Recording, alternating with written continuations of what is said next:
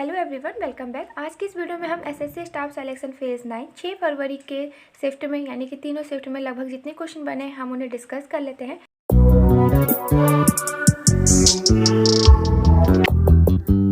Hello everyone, welcome back. आज की इस वीडियो में हम एसएससी स्टाफ सिलेक्शन फेज़ 9 6 फरवरी के शिफ्ट में यानी कि तीनों शिफ्ट में लगभग जितने क्वेश्चन बने हैं हम उन्हें डिस्कस कर लेते हैं। जैसे हमारा पहला क्वेश्चन है कि प्राण एवं दैहिक स्वतंत्रता किस अनुच्छेद में दिया गया है। ठीक है, बहुत इंपॉर्टेंट क्वेश्चन है क्योंकि ये फंडामेंटल राइट से क्वेश्चन है। फंडामेंटल राइट से एग्जाम में अक्सर ये क्वेश्चन देखने को मिल जाता है। ठीक है, तो इसका आंसर हो जाएगा अनुच्छेद 21। अब यहाँ पे एक बात ध्यान रखिएगा, जो प्राण एवं दैहिक स्वतंत्रता है वह एक फंडामेंटल राइट है, यानी कि मौलिक अधिकार है। जो फंडामेंटल राइट को किस संविधान से लिया गया है, तो याद रखिएगा अमेरिका। ठीक है, अमेरिका के संविधान से हमने मौलिक अधिकार लिया है। ठीक है, अगर आपसे पूछ ले कि जो फंडामेंटल राइट है किस भाग में है, तो भाग 3 में इसका वर्णन है। ठीक, और एक बात, मोस्ट इम्पॉर्टेंट बात, भाग 3 को भारत का मैग्ना कार्टा भी कहते हैं। भारत का मैग्ना कार्टा भी कहते हैं। मैग्ना कार्टा मतलब होता है कि अधिकार पत्र। ठीक है, तो याद रखिएगा जो प्राण एवं दैहिक स्वतंत्रता है वह एक प्रकार का मौलिक अधिकार है। ठीक, मौलिक अधिकार कहाँ से लिया गया, तो अमेरिका से लिया गया है। मौलिक अधिकार का वर्णन किस भाग में है पूछेगा, तो भाग 3 में है। ठीक है, भाग 3 को क्या कहते हैं, भारत का मैग्ना कार्टा कहते हैं। ठीक है, बात याद रखिएगा कि बहुत बार क्वेश्चन पूछा जाता है कि मौलिक अधिकार में संशोधन हो सकता है या नहीं, तो जी हाँ, मौलिक अधिकार में हम संशोधन कर सकते हैं। बस एक बात याद रखिएगा कि राष्ट्रीय आपात के दौरान यानी कि आर्टिकल 352 जीवन एवं व्यक्तिगत स्वतंत्रता के अधिकार को छोड़कर अन्य मौलिक अधिकारों को स्थगित किया जा सकता है। ठीक है, इतनी बात हुई मौलिक अधिकार से। और यहाँ पे एक चीज़ ध्यान रखिएगा कि मूल संविधान में कितने टाइप के मौलिक अधिकार हैं, तो इस समय तो 6 हैं। पहले कितने थे, तो पहले 7 थे। याद रखिएगा, पहले 7 थे, अभी 6 हैं। संपत्ति का अधिकार जो 7वां था उसे अब हटा दिया गया है।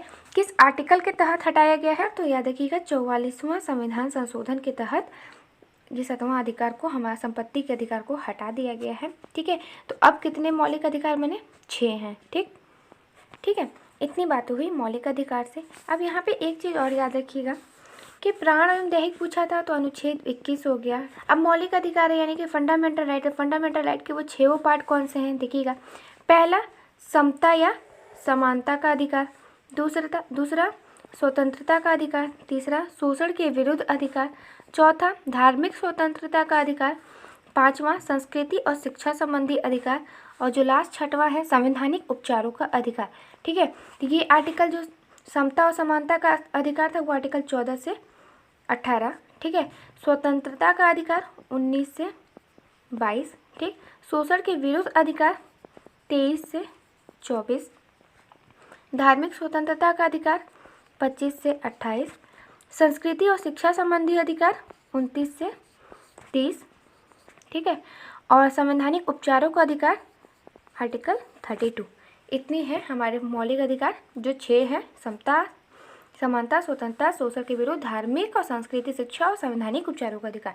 ठीक है, और एक बात यहाँ पे याद रखिएगा कि अगर आपसे कभी पूछ ले कि बोलने का अधिकार, अक्सर पूछ लिया जाता है कि बोलने का अधिकार किस संविधान में है, तो 19 के क में या 19 ए में। ठीक है, बोलने का अधिकार दिया गया है। ठीक, अगला क्वेश्चन है कोशिका विघटन का कार्य कौन करता है, तो आंसर हो जाएगा लाइसोसोम। लाइसोसोम क्या करता है, कोशिका विभाजन का कार्य करता है। अगला क्वेश्चन है यूनेस्को की सूची में 2021 में किसे शामिल किया गया, तो आंसर हो जाएगा काकतीय रुद्रेश्वर मंदिर। अगला क्वेश्चन पूछा था उपधातु की विशेषता बताइए, तो मुझे कुछ समझ में नहीं आया। तो देखिए, इसमें चमक नहीं पाया जाता, विद्युत धारा का कुचालक होता है, आघातवर्धनी नहीं होता है। ठीक है, तो आपके जो ऑप्शन में होगा आप वो लगा सकते थे। ठीक है, अगला क्वेश्चन पूछा था कि उपधातु के गुण बताइए। उपधातु का गुण बताइए। उपधातु होते हैं वो क्या होते हैं ना, ऐसे धातु होते हैं जिनमें धातु और अधातु, ठीक है, अधातु दोनों के गुण पाए जाते हैं, वो क्या कहलाते हैं, उपधातु कहलाते हैं। जैसे जर्मेनियम, आर्सेनिक, सिलिकॉन और बोरान। अगला क्वेश्चन है अभिव्यक्ति की स्वतंत्रता किस अनुच्छेद में दी गई है? तो अनुच्छेद 19। ठीक है, अभिव्यक्ति की स्वतंत्रता। अगला क्वेश्चन है पीएम स्वनिधि योजना का मुख्य उद्देश्य क्या था? तो याद रखिएगा कि इस योजना को भारत के प्रधानमंत्री नरेंद्र मोदी जी के द्वारा 1 जून 2020 को आरंभ किया गया। इसके माध्यम से रेहड़ी एवं पटरी विक्रेताओं को 1 लाख रुपए मुहैया कराना था। ठीक है, यानी कि इस योजना का मुख्य उद्देश्य क्या था? जो रेहड़ी और पटरी विक्रेताएं हैं उन्हें 1 लाख रुपए का ऋण देना था। ठीक है, ऋण मुहैया कराना था। ठीक है, अगला क्वेश्चन है नीति आयोग द्वारा सतत विकास लक्ष्य 2020-21 में कौन सा राज्य प्रथम स्थान पर था? तो आंसर हो जाएगा केरल। अगला क्वेश्चन है 4 बिट्स में कितने बाइट होते हैं? तो आंसर हो जाएगा हाफ बाइट। अगला क्वेश्चन है नीलगिरी पहाड़ी के उत्तर में और अन्नामलाई पहाड़ी के दक्षिण में कौन सा दर्रा पड़ता है? तो आंसर हो जाएगा पालघाट दर्रा।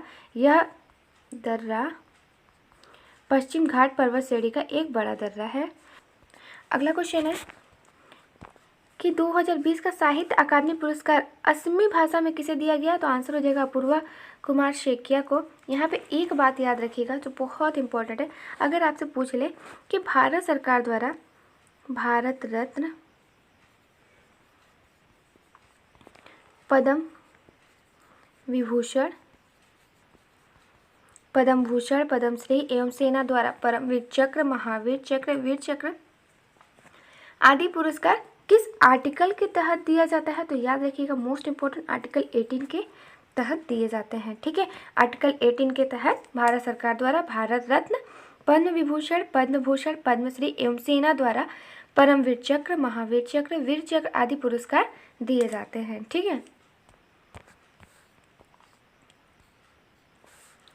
अगला क्वेश्चन है डोल कुनीथा किस राज्य का लोक नृत्य है? तो आंसर हो जाएगा कर्नाटक राज्य। अगला क्वेश्चन है सिंह विष्णु किस साम्राज्य से संबंधित है? तो आंसर हो जाएगा पल्लव वंश। अगला क्वेश्चन है संविधान की किस अनुच्छेद के द्वारा संशोधन कर सकते हैं? तो अनुच्छेद 368 और भाग पूछ लेगा तो भाग 20। ठीक है, अगला क्वेश्चन है अंतःस्रावी ग्रंथि कौन सी है? तो आपके इसमें को जो ऑप्शन होगा अगर उसमें पीयूष ग्रंथि है तो आप पीयूष ग्रंथि मार सकते थे। ठीक है, अंतःस्रावी ग्रंथि पीयूष ग्रंथि है। ठीक है, यहाँ पे एक चीज और याद रखिएगा, जो अंतःस्रावी ग्रंथि उन ग्रंथि को कहा जाता है जो अपने हार्मोन सीधे रक्त धारा में छोड़ देती हैं। अगला क्वेश्चन है दिसंबर 1920 में भारतीय राष्ट्रीय कांग्रेस का कौन सा अधिवेशन हुआ था? तो याद रखिएगा कि नागपुर में 35वां अधिवेशन था दिसंबर 1920 में, जिसकी अध्यक्षता श्री विजय राघवाचार्य जी ने किया।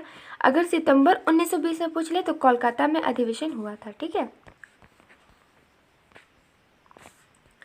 अगला क्वेश्चन है यूएएन फुल फॉर्म इसका क्या है? तो यूनिवर्सल अकाउंट नंबर।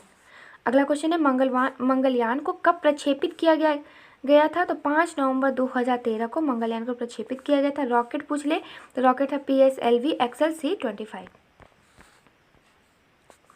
अगला क्वेश्चन है मोस्ट इंपॉर्टेंट क्वेश्चन है एंड अक्सर रिपीटेड क्वेश्चन है कि सती प्रथा का उन्मूलन किस वायसराय के कार्यकाल में? अगर वायसराय पूछ लेगा तो लॉर्ड विलियम बेंटिंक।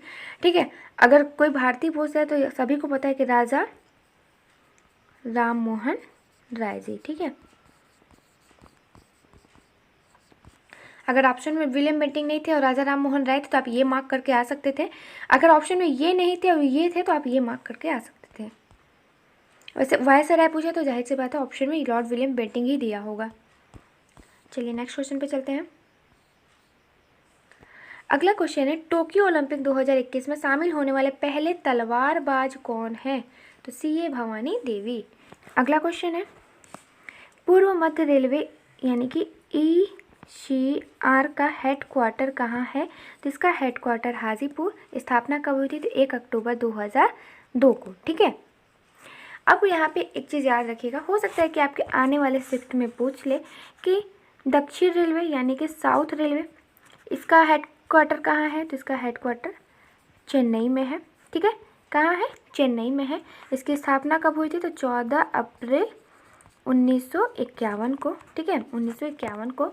अगला पूछ सकता है कि सेंट्रल रेलवे यानी कि मध्य रेलवे इसका हेडक्वार्टर छत्रपति शिवाजी मुंबई। ठीक है, यानी कहाँ पे? हेडक्वार्टर मुंबई। और इसकी स्थापना 5 नवंबर 1951 को। ठीक है, अगर आपसे पश्चिम रेलवे पूछ ले यानी कि वेस्ट रेलवे, तो वेस्ट रेलवे की ये कहाँ पे है, तो ये भी हमारा मुंबई में है। ठीक है, इसकी स्थापना भी 5 नवंबर 1951 में हुई थी। ठीक है, और क्या पूछ सकते, उत्तर पश्चिम रेलवे, उत्तर पश्चिम रेलवे यानी कि क्या हो जाएगा, नॉर्थ वेस्ट रेलवे।